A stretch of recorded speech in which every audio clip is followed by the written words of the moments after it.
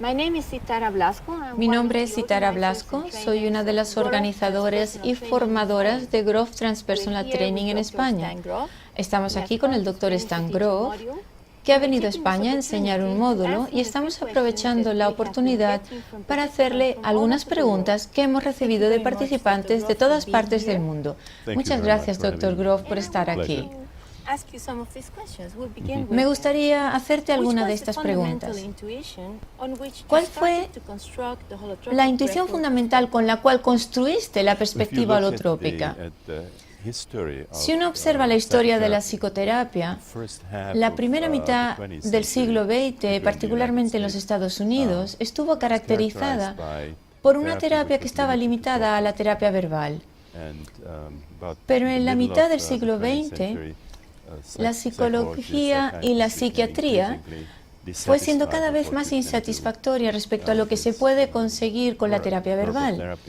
Así que me interesé muchísimo en algo que se conoce como estados no ordinarios de conciencia, particularmente una subcategoría importante que son aquellas experiencias, por ejemplo, que tienen los chamanes en su iniciación y que utilizan con sus clientes, o las experiencias que las culturas nativas, por ejemplo, tienen en los ritos de transición, y también algo que puede tener lugar en prácticas espirituales profundas como el budismo, en la meditación taoísta, en la cábala, en los ejercicios cabalísticos, experiencias de los místicos cristianos. Y la respiración, de hecho, es una de las formas más potentes de inducir estos estados de una forma segura. Lo que es interesante respecto a la respiración en nuestra cultura, en la cultura industrializada, es que la respiración es una función fisiológica vital muy importante. Todas las culturas preindustriales, sin embargo, vieron a la respiración como algo que conecta el mundo externo, el aire, con nuestro cuerpo, con nuestros pulmones, y que a través de eso también con la psique, con el espíritu. Así que cuando mi mujer Cristina y yo estuvimos viviendo en el Instituto Esalen, en California, vimos que había una forma segura y potente de producir estas experiencias con propósitos sanadores y de autoexploración, y la respiración se convirtió entonces en la manera más lógica de hacerlo. Si uno considera lo que hacen algunas de estas culturas, la conexión entre el mundo material, nuestro cuerpo y la psique y el espíritu se expresa a través de la palabra. Por ejemplo, prana quiere decir aire, respiración, pero también es la esencia creativa cósmica. En chino, por ejemplo, la palabra ki, y en japonés también, en la cultura se utiliza esta palabra. En Hawái, la palabra ha, como aloha, que quiere decir presencia de la respiración.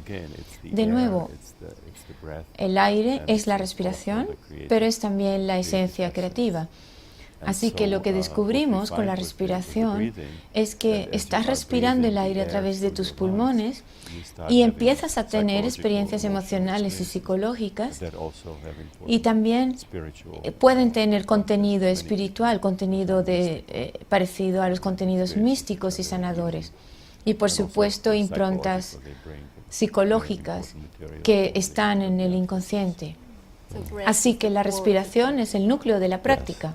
Sí. ¿Usted cree que los mecanismos de defensa de la persona podrían afectar la cantidad y la calidad del material que emerge en una sesión de respiración holotrópica? Los mecanismos de defensa ciertamente son una parte importante, pero con lo que estamos lidiando en realidad es la relación entre lo material y lo inconsciente.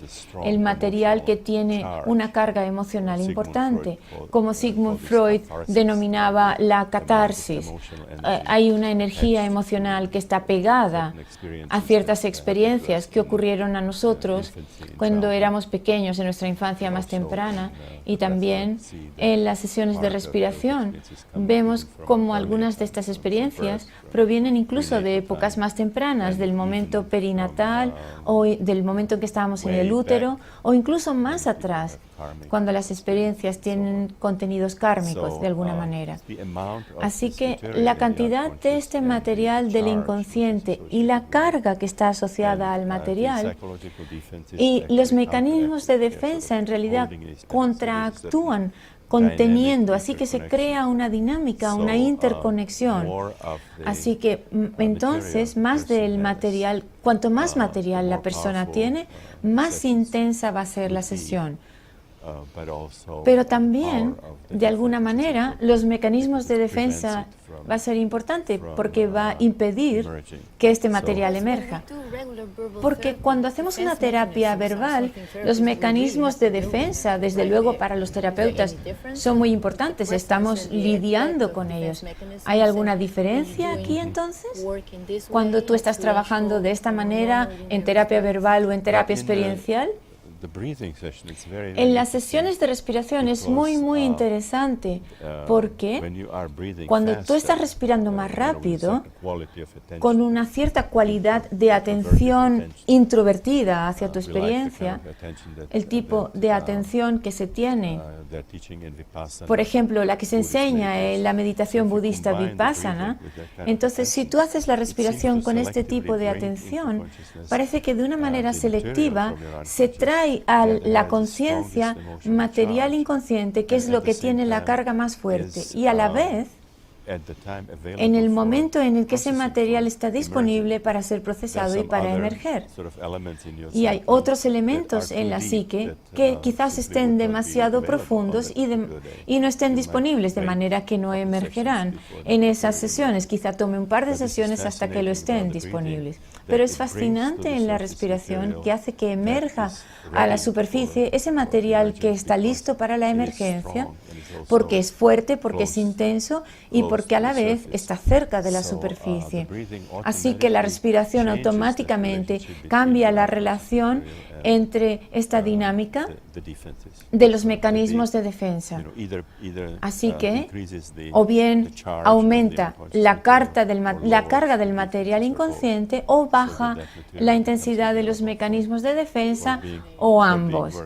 Así que de esta manera podemos trabajar. Es fascinante. Otra cosa importante es que esto es algo que ocurre automáticamente, pero sin embargo, cuando hacemos terapia verbal, tú te formas como terapeuta en una distinta escuela de terapia y cada escuela terapéutica tiene una visión distinta. Así que lo que tú haces para ayudar a que el material sea disponible y lo que haces con ese material va a reflejar lo que a ti te han enseñado en una escuela de psicoterapia, de manera que puede haber un desacuerdo entre las distintas escuelas psicoterapéuticas. Es algo muy extraño, pues muchos psicólogos y psiquiatras y psicoterapeutas ni siquiera se molestan en pensar en esto. A mí me ha interesado este tema porque hay tantas escuelas distintas y cada escuela te enseña algo distinto respecto al mismo tema. Y no está y lo presentan como si fuera una visión científica. Así que si alguien trae un problema a un terapeuta, es casi como si esta persona pudiera echar una moneda al aire para escoger con qué terapeuta va a trabajar. Sin embargo, si trabajamos con estas técnicas de estados no ordinarios, lo que va a emerger realmente va a reflejar las dinámicas internas de la psique, y el terapeuta lo que tiene que hacer es reajustar su posición y ser un coaventurero de lo que le ocurre a la persona, pero tú como terapeuta no eres el que guías el proceso. Esto es muy diferente. Lo que hacemos es apoyar, esperemos que de una forma inteligente, lo que ya está emergiendo en la psique. Así que de alguna manera este trabajo es muy distinto de la terapia verbal en realidad. ¿Puedes explicar por qué entonces revivir una experiencia es una experiencia sanador. ¿Por qué puede esto curar? Esta es una pregunta interesante que muchas personas preguntan. ¿Por qué revivir particularmente una experiencia traumática puede ser sanador en vez de retraumatizar? Sí, exactamente, eso pregunto.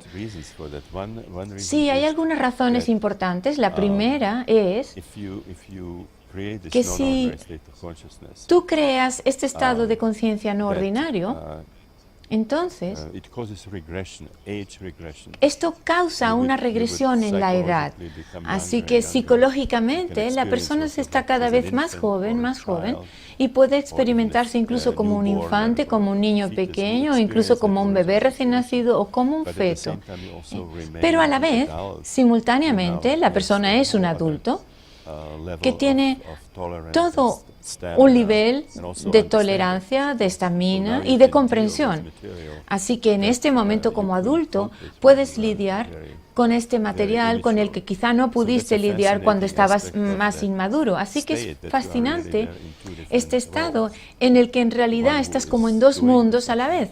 Por una parte estás haciendo la sesión y a la vez eres el protagonista de esta situación original. Hay otra razón también que se describe en un trabajo escrito por Brown, un psicoterapeuta irlandés, que se titula La experiencia no experimentada, en donde señala que cuando una persona está experimentando una experiencia muy traumática a nivel física, por ejemplo, un abuso, etc. Entonces, en realidad, no experimentamos esto completamente porque parece que hay como una partición en la conciencia. Es como si la conciencia saliera del cuerpo. ¿Tú quieres decir en el momento del trauma? Sí, en el momento. Es como si la persona no estuviera totalmente consciente de lo que está viviendo. En momentos muy traumáticos, una persona de hecho puede desmayarse, perder conciencia. Y es concebible entonces que en algunas experiencias traumáticas, aunque quizá incluso no tan extremas, de alguna manera la persona se desmaye parcialmente, de manera que no estás completamente viviendo la experiencia. Así que en realidad no estás solo reviviendo, sino que para algunas personas es la primera vez que están viviendo completamente aquella situación original, porque las circunstancias en aquel momento fueron tales que no le permitieron vivir la experiencia completamente. Así que no pudieron integrar la experiencia. O sea, ¿quieres decir que es una forma en la que la persona se protege por desconectarse? Sí, se protege y quizá en la experiencia es la primera vez que lo vive completamente. Sí, esto se ve en las experiencias cercanas a la muerte. Cuando hay un trauma muy importante, como un accidente de coche, por ejemplo, una persona se ha partido una pierna o un brazo y su conciencia sale del cuerpo, puede que la persona incluso esté, mientras está pasando esto horrible, teniendo una experiencia hermosa mientras el cuerpo está en gran sufrimiento. Porque, así que esto lo vemos en la respiración también, que las personas pueden revivir no solamente traumas emocionales, sino también traumas físicos. Y sin embargo son traumas que no han sido procesados de una forma significativa porque la persona estaba fuera de su cuerpo en cierta medida, cuando ocurrió originalmente. Así que estarían por primera vez, dices, entonces viviendo y sanando esto. Sí, imaginemos que es un trauma físico y que se ha sanado físicamente, anatómicamente, pero emocionalmente no estaba sanado. Es lo que en Gestalt se conoce como una Gestalt incompleta. Así que revivirlo de alguna manera permitiría que esta energía sea liberada. Sí, el material que está en el inconsciente tiene una potente influencia en tu vida, aunque es inconsciente, tú no estás consciente de eso. Así que funciona como un prisma a través del cual se distorsiona la experiencia de ti mismo y del mundo e influencia desde el inconsciente todo. Así que si tú permites que ese material emerja completamente y sea expresado y las emociones que están ahí atrapadas y también las energías físicas, si todo esto se libera, entonces ya no existe como una influencia molesta que perturba tu vida. ¿Cuál es la diferencia entre psicología integral y psicología transpersonal? Quizás debería decir un par de palabras de ambas. A ver, la psicología transpersonal es una psicología que emergió al final de los años 60. De hecho, yo tuve el privilegio de ser una de las personas que fue la cuna, junto con Abraham Maslow, Anthony Sutich, Fediman y Sona Margulis y otros. Y esta nueva psicología, básicamente, lo que quería era estudiar todo el espectro de la experiencia humana. Inicialmente teníamos el psicoanálisis, el conductismo. Sabes que el psicoanálisis estaba focalizado básicamente en los pacientes, en la población enferma. El conductismo, por otra parte, estaba centrado en animales y tratando de extrapolar esto a los seres humanos. Y entonces, la primera reacción por parte de Anthony Sutich y Maslow fue crear la psicología humanista, de alguna manera casi como intentando corregir los errores, ¿no? Las inadecuaciones que tenían estas terapias de las que estoy hablando. Sin embargo, la psicología humanista se hizo muy popular, incluso entre la gente lega, pero los fundadores de la psicología humanista, después de unos 10 años, ellos estaban insatisfechos con esta psicología humanista que ellos mismos habían creado, pues se daban cuenta de que la dimensión espiritual faltaba. Las prácticas meditativas, etc., las ceremonias en estados de trance, los estados de éxtasis y cosas como estas. Así que empezaron a trabajar en otro tipo de psicología que tenían la intención de llamar transhumanística y me invitaron para ser parte de esto. Y yo en ese momento estaba trabajando con una categoría de experiencias que llamaba transpersonal. Experiencias que trascienden el ego corporal, en donde uno siente unidad con otras personas, con los animales, con la naturaleza, o en donde experimentas algo de otro siglo o de una vida pasada, o como le ocurre a los místicos. Así que, en vez de llamarla transhumanística, terminaron llamándola transpersonal. Y luego, sin embargo, la psicología integral es algo que proviene del trabajo de Ken Wilber, que ha creado esta increíble síntesis de una variedad de campos, empezando con la psicología perenne, la espiritualidad oriental, ciertos aspectos de la psicología occidental, incluyendo la biología, la antropología, la filosofía, etc. Así que es una especie de visión integral. Y realmente podría ser muy difícil para un psiquiatra o un psicólogo usar esto en un trabajo específico con clientes, quieres decir, ¿no? Sí, con clientes tienes que de alguna manera estrechar la visión del mundo que incluya la filosofía, la biología, la mitología, etc. Así que es algo que no es algo que puedas usar a nivel práctico. Sin embargo, la psicología transpersonal ha desarrollado métodos que tú puedes utilizar para trabajar con personas, que no es lo que Wilber ha desarrollado. La psicología integral es más bien una visión que integra muchas disciplinas distintas y sería muy difícil utilizarla a nivel práctico con pacientes. De hecho, yo admiro mucho el trabajo que Ken Wilber ha hecho, pero lo que menos admiro es la parte psicológica del trabajo.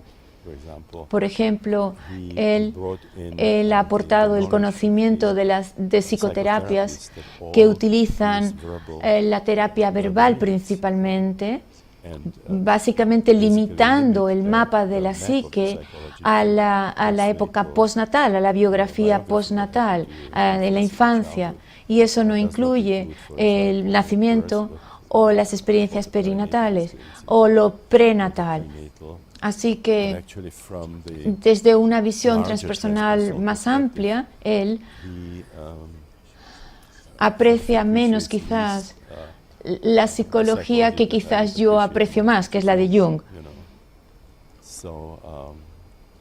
Así que la psicología transpersonal es quizás más estrecha, más focalizada en el aspecto de trabajar con la psicología, de hecho, que puedes utilizar para trabajar con personas, con clientes. En la visión de Ken, sin embargo, es más cósmica, más filosófica, pero muy difícil en realidad trabajar a nivel práctico con eso. Él lo que sugirió en un momento dado es que analices qué tipo de problema tiene la persona y que envíes a la persona a un terapeuta que esté especializado en ese campo en particular. Sin embargo, en el trabajo que hacemos en la respiración holotrópica no hacemos eso, no podemos, porque hay emergencia espontánea de distintos materiales biográficos, perinatales, transpersonales, y tú como terapeuta tienes que trabajar con lo que sea que emerge en ese momento. Y no puedes decir, bueno, ahora como esto es del nacimiento voy a enviar a la persona a otro sitio, etcétera, ¿no? Así que trabajamos con lo que emerge en respiración holotrópica. Así creo que la visión integral necesita completarse quizá por personas que hayan hecho trabajo en estados no ordinarios de conciencia para que pueda encontrar una forma, un punto en esta visión integral. ¿Cuál crees que es la razón del incremento de la utilización de antidepresivos y pastillas para dormir? Yo creo que hay varias razones, pero la primera que se me ocurre es que creo que la gente está más deprimida, hay más depresión, y eso refleja el estado del mundo, cómo está la situación mundial. Ciertamente, por ejemplo, en los Estados Unidos es así. Es un país, es que ya no es lo que era cuando yo llegué allí en el 67, donde había entusiasmo y había el sueño americano y lo que podías hacer con tu vida. Hoy en día, sin embargo, hay una crisis económica, hay una desilusión general, hay una imagen de que los Estados Unidos, después de haber atacado Irak, etcétera, si uno habla con gente joven, realmente no tienen una perspectiva. Las personas han perdido dinero, es como una situación de desencanto general en el mundo, desde el punto de vista ecológico con los desastres que estamos creando, el incremento de la violencia, el peligro potencial de la confrontación entre el islamismo y la cristiandad, y todos estos temas no crean una imagen muy esperanzadora, así que no es sorprendente que simplemente la depresión haya aumentado. Pero también, por otra parte, está la fuerza, la potencia que tienen las industrias farmacéuticas, ¿no?, para crear mercados. Son muy potentes, unos lobbies que crean en la práctica cotidiana entonces de la psiquiatría. Se ha hecho un cambio, de manera que ahora los pacientes son casi medicados como una rutina, sin pensar, de manera que lo que se hace es suprimir los síntomas. Sí, justo te quería preguntar, ¿lo que estaremos haciendo entonces es suprimir los síntomas? La supresión de los síntomas es un tema muy interesante. En psiquiatría, la psiquiatría se ha desarrollado como una subdisciplina de la medicina, y la medicina, si uno considera la medicina cómo funciona, se trabaja con una supresión de los síntomas en dos situaciones. Por una parte, simultáneamente, tratas los síntomas a nivel etiológico, o sea, tratas de descubrir las causas de un problema físico, pero a la vez también quieres aliviar los síntomas, con lo cual utilizas un alivio sintomático. O también se hace esto en enfermedades incurables, en donde lo único que puedes hacer es aliviar los síntomas y el sufrimiento, reduciendo de alguna manera los síntomas. En medicina no sería una práctica muy bien aceptada focalizarse solo en los síntomas. las personas no estarían satisfechas solo con se les suprimieran los síntomas. Por ejemplo, si una persona tiene una fiebre muy alta y tú pones a esta persona en hielo, seguramente la temperatura bajaría, pero esto no sería suficiente, no es satisfactorio. Tú quieres averiguar por qué hay fiebre y quieres identificar adecuadamente el origen de esta fiebre, descubrir qué hay que hacer con esta fiebre, hacer algo quizás con el absceso que está produciendo esta, quizás hay que prescribir un tipo de antibiótico y cuál antibiótico. De manera que también se puede quizás aliviar los síntomas, pero no sería suficiente solo focalizarse en el síntoma. Entonces, el problema en la psiquiatría actual es que es una visión, un foco bastante centrado en los síntomas, utilizando de manera que creer que se alivia un síntoma se confunde con haber sanado a la persona o con terapia. Así que si una persona, por ejemplo, está hospitalizada y mejora, se dice, hoy ha mejorado, está menos agresivo, está más tranquilo, se considera un tratamiento. Pero, sin embargo, es justo lo opuesto que nosotros vemos en respiración holotrópica, en donde en realidad consideramos que la sanación, en muchos casos, tiene dos fases. La primera fase, de hecho, es una activación del problema, una intensificación. Así que si una persona, por ejemplo, tiene mucha agresividad, permitimos que esa agresividad emerja y temporalmente se va a hacer más intensa.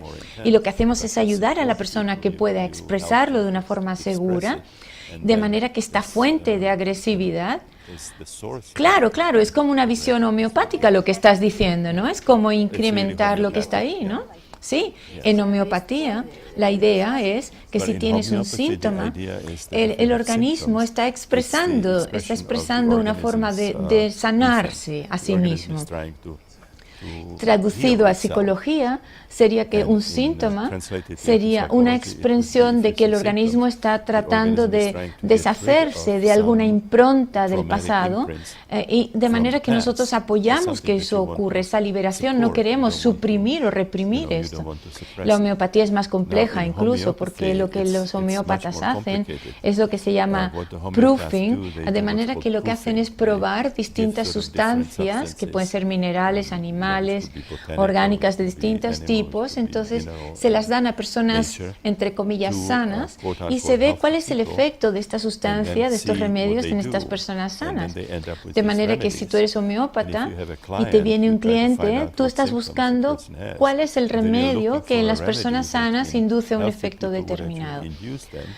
La homeopatía es un problema, y es que porque como se hacen diluciones progresivas y se sacuden la sustancia, llega un momento en que casi no hay moléculas en el medicamento al final. Sí, y esto es una fuente de mucha hostilidad y criticismo. Se critica la homeopatía por esto, pero en realidad lo que vemos en estos estados que nosotros llamamos holotrópicos, que es una subcategoría importante de los estados no ordinarios de conciencia, como lo que ocurre a los chamanes o en los misterios ancestrales o en la meditación budista, etcétera, es que funcionan como un remedio homeopático universal. Es decir, intensifican cualquier síntoma que tú ya llevas en ti, o incluso hace que síntomas que estén latentes emerjan y se manifiesten. Así que la respiración holotrópica es como un remedio homeopático universal que hace que emerja y sea procesado aquello que está ya en tu organismo. Así que hay una especie de relación interesante entre lo que se hace por parte de muchos psiquiatras, y es comprensible porque simplemente muchos psiquiatras no disponen del tiempo para atender de otra manera que no sea suprimir los síntomas, pero es muy distinto a lo que hacemos en estas terapias, en donde realmente permitimos que los síntomas emerjan y se intensifiquen, y tratar de descubrir y aliviar las fuerzas subyacentes. Desde luego es una terapia que hace que el terapeuta necesite más tiempo, pero desde luego alivia mucho más que suprimir los síntomas.